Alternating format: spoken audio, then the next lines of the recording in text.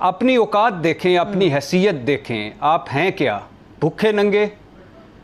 Welcome دوستو, سواگت ہے آپ کا ایچ جی ڈیفینس میں. پاکستان کی کیسے ایک بار پھر انٹرنیشنل بھیجتی ہوئی دیکھتے ہیں اس ویڈیو میں. چینل کو کریں سبسکرائب اور ویڈیو کو کریں لائک. قرضوں میں جکڑے ہوئے آپ کے ساتھ کتنے لوگ ہیں؟ 2 سال آپ سقوط کشمیر آپ نے لفظ ایک استعمال کر لیا. عمران خان اس کے اپوزیشن کہتی ہے ذمہ دار ہے, اور نتیجہ یہ کہ آپ انہی چکروں کی وجہ سے ایف اے ٹی ایف میں بھی پھنسے ہیں. دنیا آپ کو ٹیررسٹ سمجھتی ہے اور دنیا آپ کے اوپر ہر جگہ تنقید بھی کرتی ہے. اور جب بھارت کوئی وزٹر آتا ہے باہر سے, اس سے جو جوائنٹ کمیونیکیشن ایشو کرواتا ہے, اس میں آپ کو واضح کہا جاتا ہے کہ آپ ٹیررسٹ ہیں. ایک عام پاکستانی کو, ایک کشمیری کو, یا کہ امت مسلمہ کے وہ تمام لوگ جو اس وقت نظر رکھ کے بیٹھے تھے کہ پاکستان کا وزیر اعظم کیا تقریر کرے گا, کیا خطاب کرے گا, آپ کو کیا لگتا ہے کہ توقعات کتنا پورا ہو سکی ہیں؟ پھر یہ کہ انہوں نے تقریر تو پچھلے سال بھی بہت اچھی کی اور اس سال بھی بہت ہی اچھی کی. میں دہراتا ہوں کہ کسی دوسرے وزیر اعظم سے اس کی توقع نہیں ہو سکتی تھی, مگر بھرپور سفارتی مہم انہوں نے نہیں چلائی پورا سال, اور ابھی بھی اس کی طرف انہوں نے کوئی اشارہ نہیں کیا. ٹھیک ہے, امجد شریف سر, میں آپ کی طرف امجد شریف صاحب آؤں گی. یہ ابھی آپ نے ہارون صاحب کی گفتگو سنی ہے. ہارون صاحب کے مطابق, اور ہم سب یہ جانتے ہیں کہ بھرپور طریقے کی سفارتی مہم نہیں چلائی گئی کشمیر سے متعلق پاکستان کی طرف سے, لیکن یہ جو کہا جا رہا تھا کہ مسئلہ کشمیر کو اجاگر کیا جائے گا, بھارت کا اصل چہرہ دنیا کے سامنے لایا جائے گا, اس خطاب کے بعد وہ کتنا مقصد حاصل ہو سکا؟ دیکھیے, بات یہ ہے کہ جہاں تک تقریر کا تعلق ہے, تقریر پچھلے سال بھی اچھی تھی, اس دفعہ بھی تقریر جامع تھی, اچھی تھی. لیکن وہی ایک تو جو ہارون صاحب بات کر رہے ہیں کہ تقریریں یہ ایک سالانہ رسم بن جاتی ہے اگر آپ اس کا فالو اپ ایکشن نہ کریں, اگر آپ اس کا بعد میں ایک کیمپین کے طور پہ انہی نکات کے اوپر اپنی سفارتکاری نہ کریں جو آپ نے تقریر میں اٹھائے ہیں, تو پھر یہ ایک بیکار سی چیز بن جاتی ہے. یہ بالکل آپ کی ایک رسمی ہو جاتی چیز کہ آپ نے ایک سالانہ رسم ادا کر دی. لیکن اس میں بھی اور پچھلے سال کی تقریر میں بھی جو ایک کمی, اور میں ہر دفعہ یہ بہت سارے پروگرامز میں بھی اور بہت ساری جگہوں پہ جب سیمینارز وغیرہ میں جاتا ہوں تو میں یہ پوائنٹ اٹھاتا ہوں, ہم نے سب سے زیادہ نقصان اٹھایا ہے بھارت کے ایک نیریٹو سے, اور اسی کی وجہ سے آج ہم ایف اے ٹی ایف میں بھی پھنسے ہوئے ہیں. وہ ہے جو بھارت آپ کے اوپر دہشت گردی کا الزام لگاتا ہے. ابھی چند دن پہلے امریکنز کے ساتھ مل کے انہوں نے ایک جوائنٹ کمیونیکیشن ایشو کیا, اور اس میں انہوں نے پھر کہا کہ پاکستان کو بھارت میں دہشت گردی نہیں کرانی چاہیے, اور پاکستان کو ان لوگوں کو سزا دینی چاہیے جو لوگ اس میں ملوث تھے. اب وہ پھر بامبے کا قصہ اور پٹھان کوٹ والا وہ دوبارہ کھول کے اس کے اوپر وہ تقاریر کروانے لگے ہیں. یہ وہ چیز ہے جس نے تک کی بات ہے کہ 70-80 ہزار لوگ مارے گئے پاکستانی, اور بھارت دہشت گردی کراتا رہا. بھارت ملوث تھا اے پی ایس کے واقعے میں بھی. کلبھوشن آپ کے پاس ہے, اس نے منی ٹریل بھی آپ کو دی ہے, وہ سرونگ آفیسر ہے, اور آپ لوگوں کو کبھی توفیق نہیں ہوئی کہ آپ اپنے منہ اپنے ماتھے سے یہ کلنک دھو لیں کہ جناب ہم دہشت گردی ہیں, دہشت گرد تو بھارت ہے. ہمیں یہ بھی نہیں توفیق ہوئی کہ ہم اس منی ٹریل کو لے کے تو ایف ٹی ایف میں چلے جاتے بھارت کے خلاف, اور وہاں کہتے کہ جناب ہمارے پاس تو ثبوت ہیں اسٹیٹ اسپانسر ٹیررزم کے بھی, اور یہ ہے منی ٹریل. نہ پرائم منسٹر کبھی یہ بات کرتے ہیں, اور نتیجہ یہ کہ آپ انہی چکروں کی وجہ سے ایف اے ٹی ایف میں بھی پھنسے ہیں. دنیا آپ کو ٹیررسٹ سمجھتی ہے اور دنیا آپ کے اوپر ہر جگہ تنقید بھی کرتی ہے, اور جب بھارت کوئی وزٹر آتا ہے باہر سے, اس سے جو جوائنٹ کمیونیکیشن ایشو کرواتا ہے, اس میں آپ کو واضح کہا جاتا ہے کہ آپ ٹیررسٹ ہیں. ہم روز کہتے ہیں کہ جناب یہ فالس فلیگ آپریشن ہوئے, ہمیں بھارت نے کبھی کو ثبوت نہیں دیا, تو پھر دنیا کے سامنے کیوں نہیں جاتے, کیوں نہیں بتاتے, کیوں نہیں یہ ذکر کرتے اپنی یونائٹڈ نیشن کی تقریر میں اس چیز کا.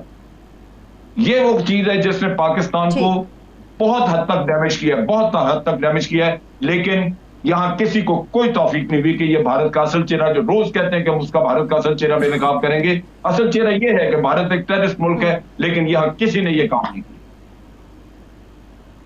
ٹھیک ہے, ٹھیک ہے. اچھا بھٹی صاحب, امجد شریف صاحب جو باتیں کر رہے ہیں, ہارون صاحب نے جو بات کی ہے, ہم دنیا کی بات کرتے ہیں کہ دنیا کے سامنے ہم اپنی کامیابیوں کو رکھتے ہیں. کرپشن کی وزیر اعظم پاکستان عمران خان صاحب بات کرتے ہیں, منی لانڈرنگ کے حوالے سے عمران خان صاحب بات کرتے ہیں. امجد شریف صاحب نے ابھی ایف اے ٹی ایف سے متعلق بات کی ہے. یہ جو معاملات ہیں اندرونی طور پہ ہی حکومت ان کے معاملات میں الجھی ہوئی نظر آتی ہے, اپوزیشن کی تنقید ہمیں سننے کو ملتی ہے. تو ایسے میں جب اندر سے ہمیں مزاحمت ہے تو دنیا کے سامنے اپنی کیا کامیابیاں ہم رکھ پائیں گے؟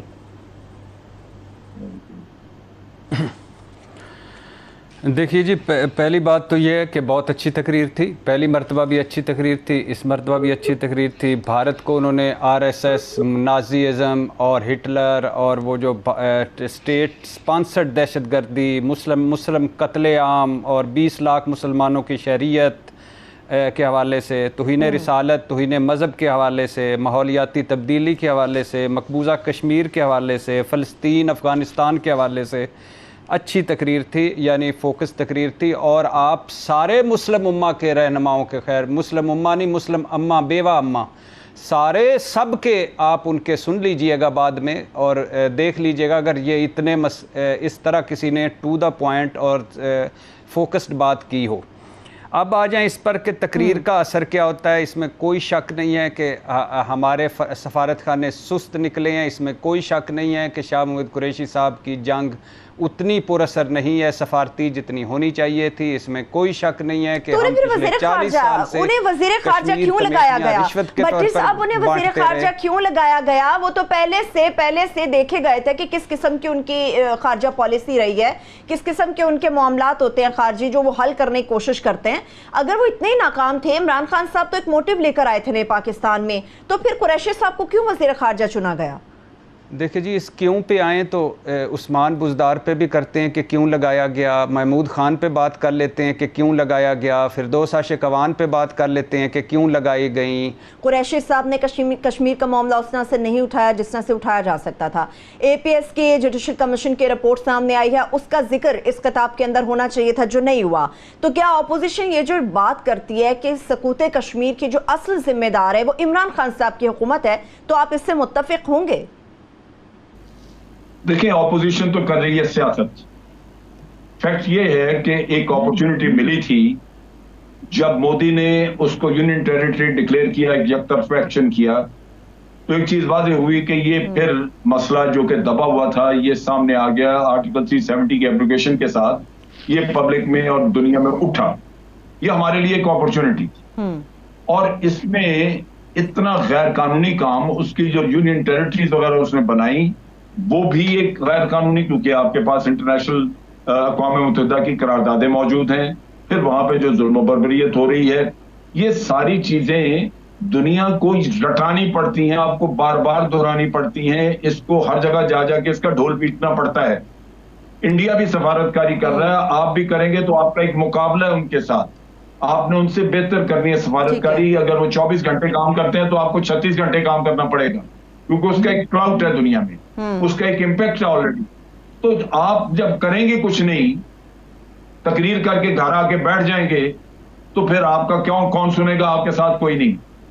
मैं जो टेररिज्म की बात कर रहा था, ये मैं इतना मुझे दुख होता है कि ये किसी को इस चीज का एहसास नहीं है, इतना डैमेज कर रही है हमें चीज। आप देखिए कि जब हमारे स्टॉक एक्सचेंज कराची पे अटैक हुआ, प्राइम मिनिस्टर ने उस वक्त कह दिया कि जनाब भारत ने किया है।